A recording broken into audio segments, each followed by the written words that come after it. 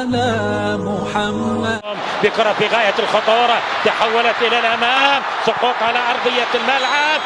حكم المباراة يحتسب ركلة جزاء، أول ركلة جزاء في المونديال لمصلحة منتخب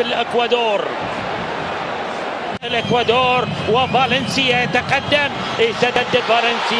يسجل فالنسيا الهدف الأول في كأس العالم في قطر 2022. الإكوادور هي من تسجل الهدف الأول.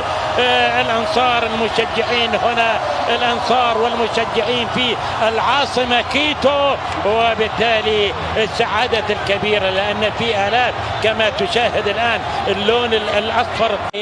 منتخب قطر، نقول أن منتخب قطر يجب عليه الخروج اليوم بنتيجة جيدة، وبالتالي لكي يصل إلى المباراة الثانية. منتخب الإكوادور في غاية الخطورة مرة أخرى، أيضا منقولة، ولكن في رايو فيه تسلل على منتخب الإكوادور. سلامات إن شاء الله لسعد الشيب، سلامات إن شاء الله لسعد الشيب، لكن بالفعل الكرة خطيرة. لاحظ مرة أخرى يوم ما تحولت بهذا الشكل راح نشوفهم يعني مع المنتخبات العربية الأخرى يضيفون للمباراة أجواء جميلة.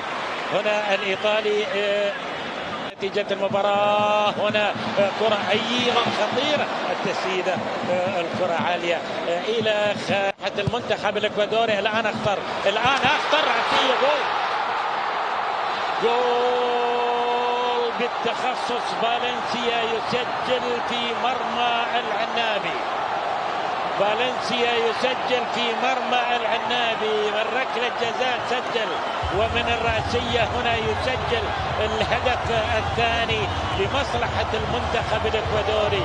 حقيقة قبل لحظات من الآن قلت لك يا فيليكس سانشيز يستمر أداء منتخب قطر بهذا الشكل ممكن ياخذ الجول الثاني. نعم، يأتي الجول الثاني ومن نفس اللاعب فالنسيا بالتخصص أوروغواي. ومع ذلك هنا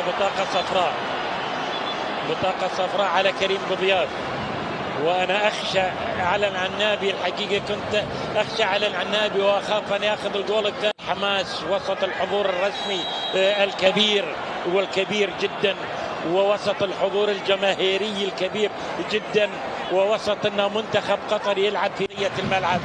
حاول عبد العزيز حاتم يعني أفضل كرة، أعتقد كانت كرة أكرم عفيف.